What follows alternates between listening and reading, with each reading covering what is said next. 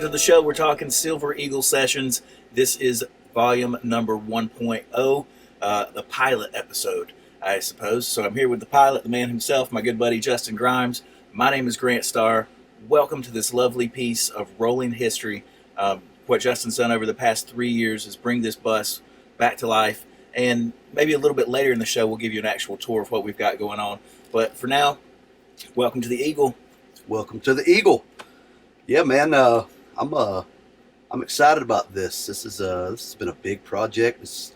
I'm almost 3 years into it, like you said, and it's still every day. It's been a labor of love, and we're not rolling down the street just yet. So we're here in our warehouse studio in Inverness, Florida. But it is the hope that we're going to get out there on the road and bring you some fresh new talent from this old bus. So, who's been on this thing?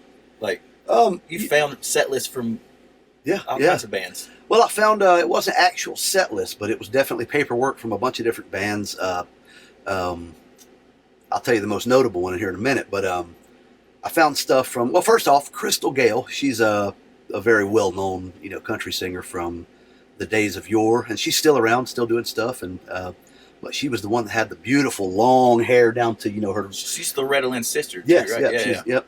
And anyway, her name is still in the marquee. And I want to go ahead and start off, by saying that at no point are we claiming that this was any one specific person's bus. That was not, Crystal Gale's bus that she used personally. This bus was, it was one of a lot of them that were leased by a company called Florida Coach. Well, they leased them out, and Crystal Gale did, she rented from them and a bunch of other people. But anyway, to get back to your question, I found whenever I started, the couches were sitting on, actually. When I first got this bus, the floor was rotting out. Everything was it needed to be redone because it stunk, and all that. So I got in here and I started tearing this couch out after I'd gotten, everything else out. And right over here where you're sitting, literally right under your butt, when I pulled the couch up, a stack of papers about that thick and a bunch of trash and hair and coins and stuff like that from over the years that had fallen down in that crack, slid down. And when I picked it up, I originally was just going to throw it away. I was like, trash, just throw it away. I'm in the middle of sweating. It's 1,000 degrees here in Florida. I'm in this bus with no AC yet, And so I was like, well, I better look. So I just swiped everything off the top. And at the very bottom was a stack of 6 pages, somewhat rotted at the edge. And we'll show you these, later on. But so they're in a frame in the kitchen. Yeah, they're framed up right now, just more or less to protect them until I can get around to putting them how I want to. But 6 pages still stapled together, and the headline on it was Willie Nelson and Family. So I was immediately just like, I didn't know what to do. I didn't know what to say, but I was working in Plant City, Florida on the bus originally at a place called Star Creations. And when I walked inside with these papers, it was like they just knew that something had just happened because I had this big, shit-eating grin on my face. And that's what it was. It was 6 pages of Willie Nelson and Family, their entire May 1984 itinerary. It had names on it, shows with Waylon Jennings and Jesse Coulter, lots of other people as well. And what it did was it detailed their hotel rooms, their what was on TV, what were they watching? Well, it wasn't necessarily like shows. It was like, they had like, do we, have HBO or do you have this? And you got these options. They're writer. Yeah, okay. Exactly.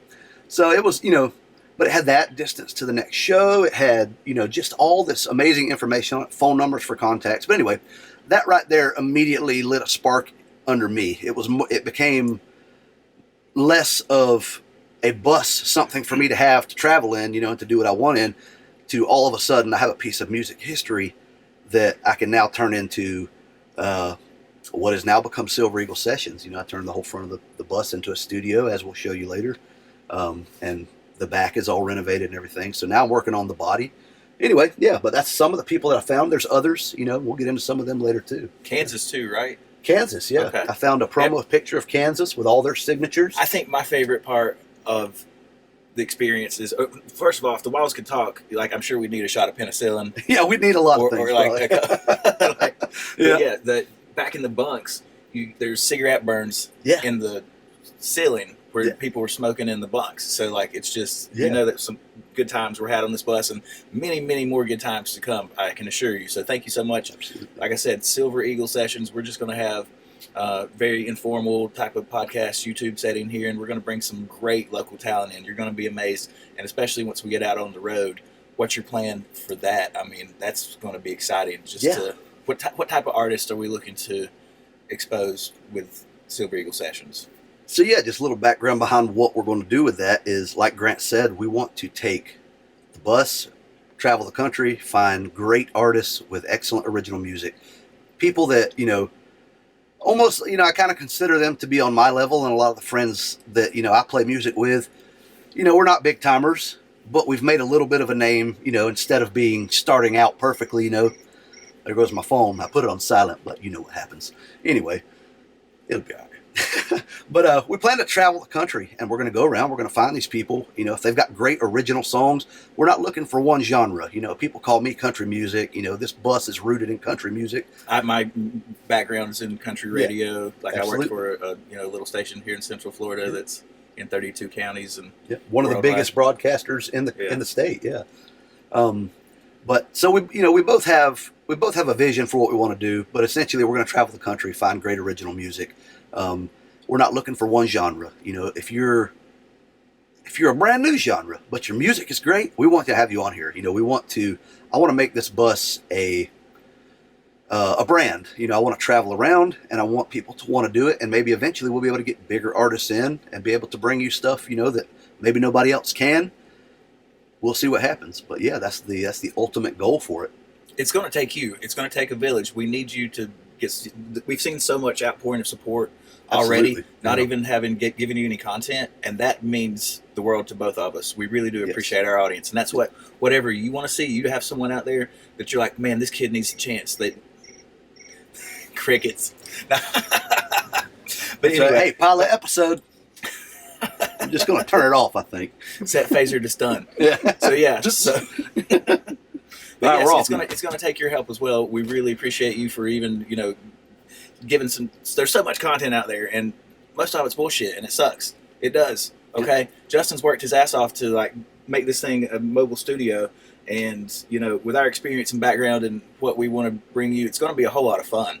So you get ready to go for a ride, because we're going to take you for a literal ride, and you're here since day one. So I can't thank you enough. And eventually we'll have stickers and merch and all kinds of cool stuff like that. But you just go ahead and getting started and getting rolling. Yeah, that's what we need to do. So that's really been the big thing, is just getting started. How long have we been talking about this now? We've been, going back and forth with ideas and since getting 2018 things, probably for a long time now. Because I originally, when I got the bus and I decided I want to do this, I reached out to Grant originally, but he was fresh off of, the real radio, and he was kind of, he didn't want to necessarily get right back into it right away. It was nice. I needed to take some time over COVID. My wife's had another child. We've added to our family. Yeah. A lot of things sold my first house, started a new career in real estate. Yeah. Which nobody likes realtors. That's one thing. Realtors and lawyers. They don't. Yeah, and I'm like, dude, it's so crazy, and we'll have to talk about this some other time. But to go from a career where it's your job for everyone to love you to something that you're trying to help solve people's problems, but they just don't want to have anything to do with you. It's pretty crazy. Yeah. So I'm glad to, that's my day job. This is definitely a side hustle / passion project. And when Justin called me, I jumped at the opportunity right away. I was like, I need to get back out there. And I was very glad about that, because when I texted you not originally, but recently, because Grant was always the original person in my mind, that I wanted to do this. Once he said that he wasn't really wanting to do it originally, at that time at least, I talked to a couple other people, and those people I still may involve later on, but this was the voice that I wanted to have, for this, and I'm really glad Grant's a part of it. I'm really glad that you guys have joined on. A lot of y'all that are already following us, you probably already know who we are, because now you're following us without even any content. But we appreciate that. I'm a full-time musician, so music is what I do, and I wanted this to be an outlet for me, but also an outlet for you guys that are musicians. And it's not only going to be music. We've got a lot of other things we want to do too. We talked about having, because I've built a full kitchen and everything back here, so we've talked about having things. Doing road food. What do you do on a bus whenever you got to eat and you don't want to eat out every single meal for the day? We're going to explore that. What a lot of my intention too is to explore not just the music, but the struggle behind starting out and getting to the next level, whatever level that may be. Because people look at music and they look at musicians as, well, you're either nobody or you made it big. It's like that's not the way it is. There are levels in between. Especially in places like Texas. Where we've got some guys that we're hoping to get on eventually. Absolutely, that's its own scene. That's yeah, yeah.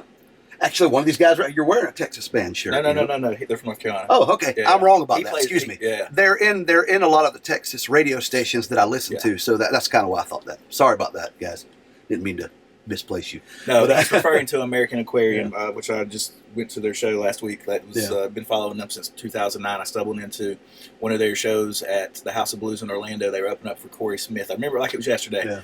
And just this talking to this young buck named BJ Barham, and he was just like full of beans at the time and just firing life. And I was like, I like this guy. And then come to find out, they're from my home state of North Carolina. So that's awesome. Would love to have you on sometime, BJ, if you're listening. Please do. Yeah. But again, that's a band that has they've got their own following. They're a cult following. That's what we're looking for. Is like he's doing everything independent. He's writing his own music. He's releasing his own music. Yep. He's doing all his press. Like he does it all, and it's just they say they're the hardest working band in music, and I would have to agree. I don't see anyone else that works as hard and does the things from a publishing standpoint to the creative process to booking his own tours and stuff like that. And it's a big job because he's got a lot more going on than I do right now, but I can relate with that because I do the same stuff. I do my own booking, I do my own playing, I do my own loading in, loading out. It's just there's a lot more of a struggle behind getting to where those guys have gotten than people realize. It's not just you show up and you're like, hey man, I'm really good, discover me. It doesn't work like that. And I thought it did in the beginning, and maybe it did at one time, but these days anybody that is producing music generally, and they have a reputation for doing that well, they've got calls coming in like this every single day, all the time. So they don't have to really go out and explore the bars and find good music anymore, because you can take any music and you can make it a #1 selling song or an album if that's what you want to do and you're at the level where you've got that kind of money and that kind of sway. So, and I've been a part of that. I call it the Nashville machine, and exactly.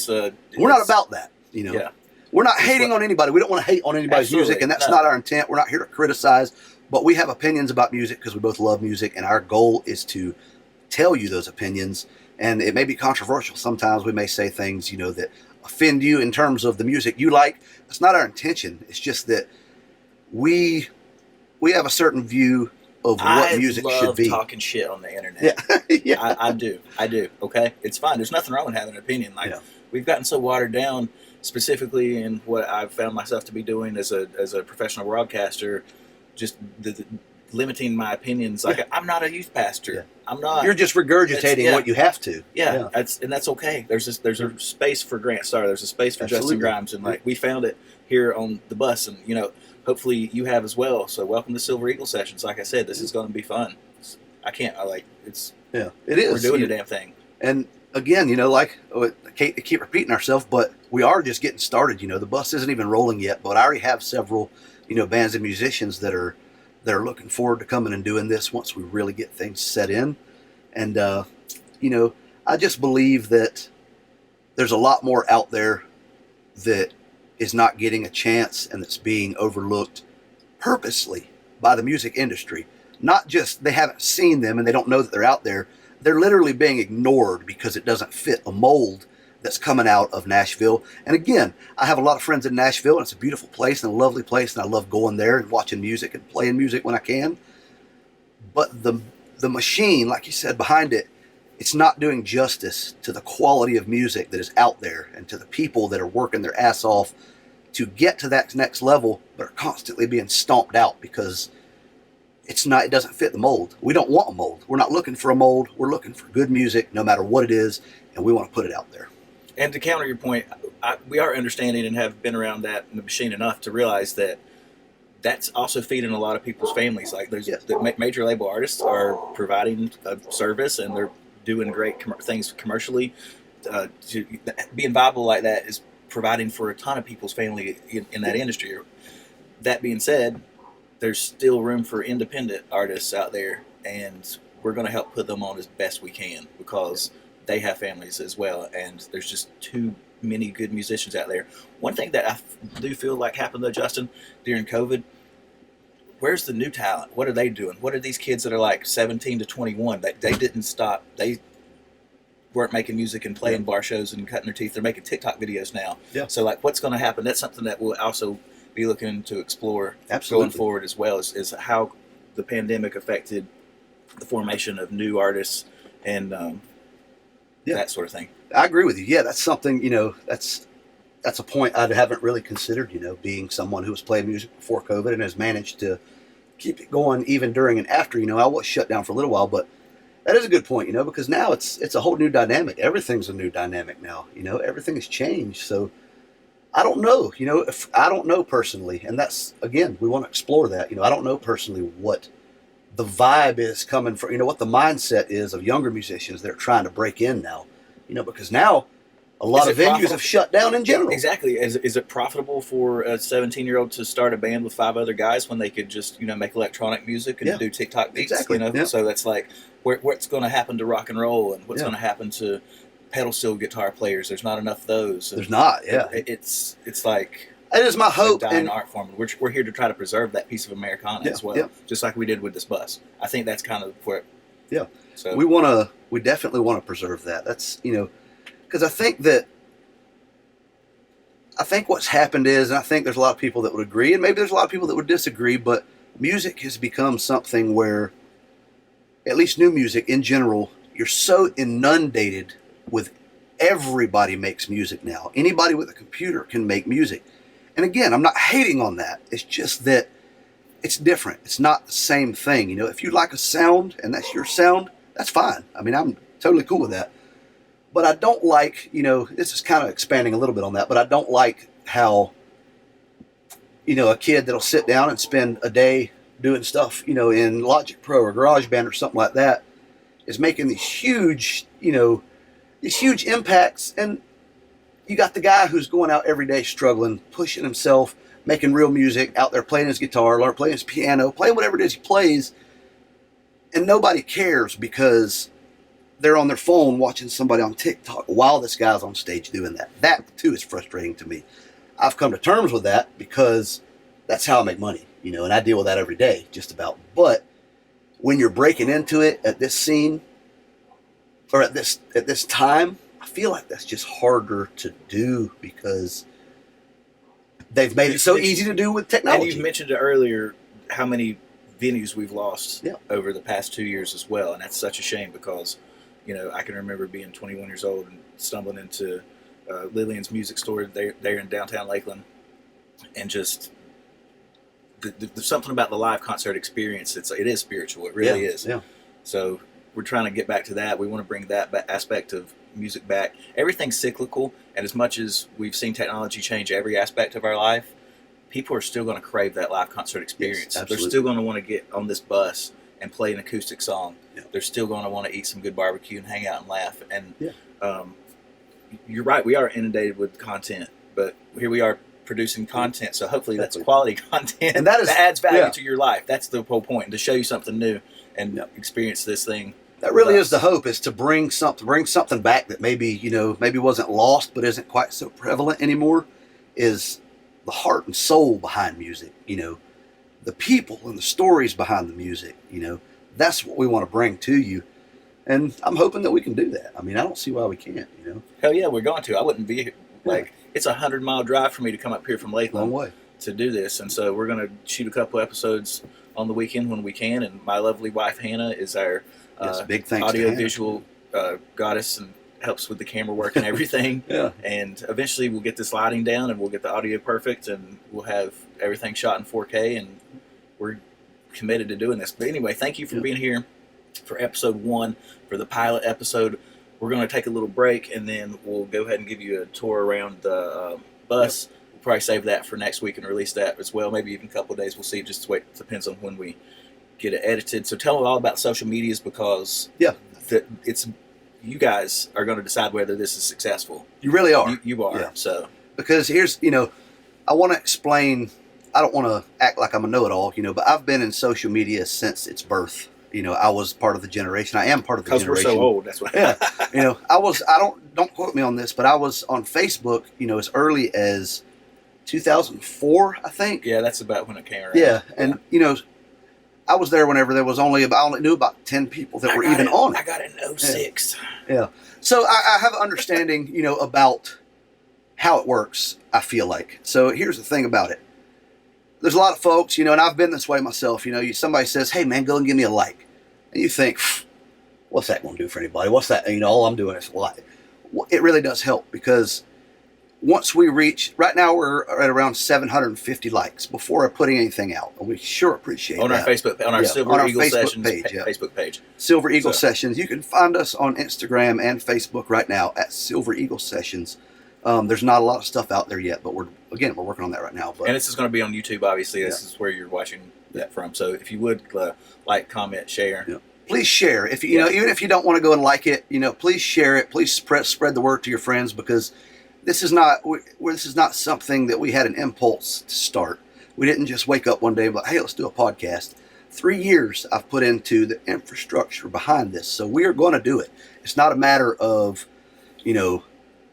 will they be able to make it work? It is going to work. We are going to have great musicians on here. It's just, do you want to be a part of it from the beginning, or do you want to jump on later on? And we appreciate anybody that does it either way, but we'd really like for you to come with us, and follow the journey from the beginning. All right, man, that's it. So we're going to wrap things up today on episode 1 of Silver Eagle Sessions. Thank you so much. Thank y'all for joining us, and we'll see you on the Eagle.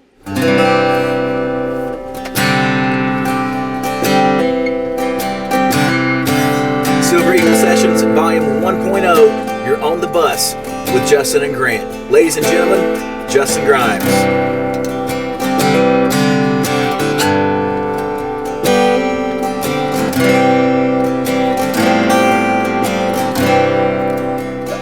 Cannot deal with the way that I feel, and so that's why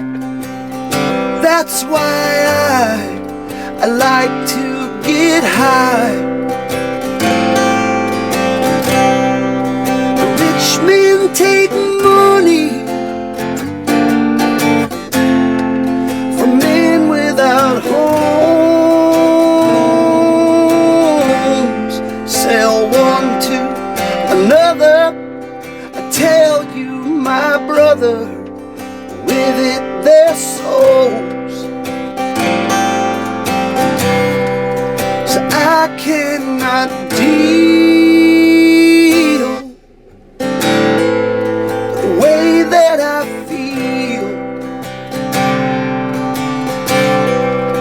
Try as I might, that's why I like to get high.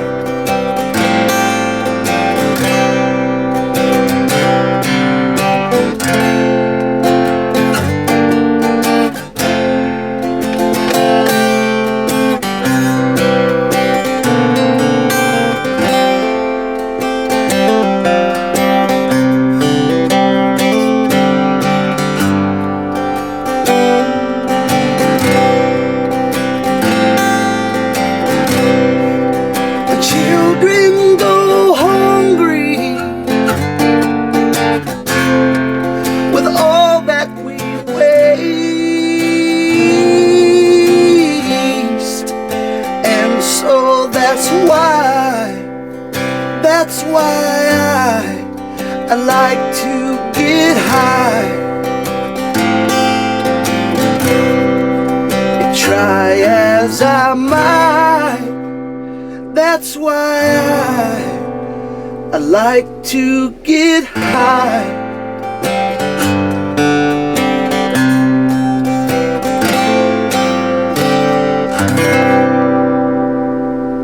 Listening to Silver Eagle Sessions.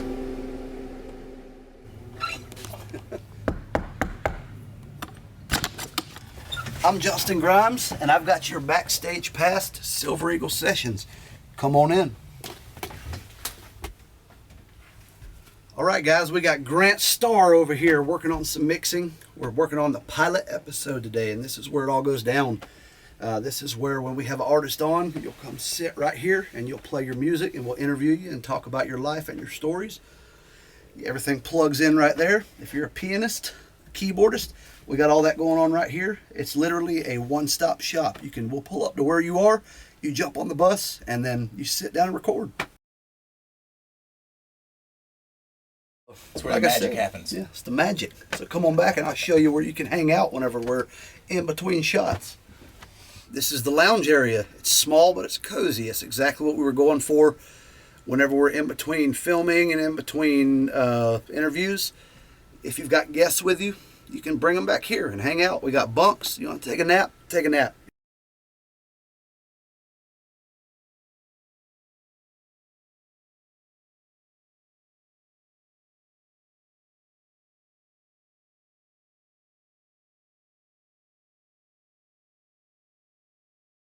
Grant, you said you're at a dip.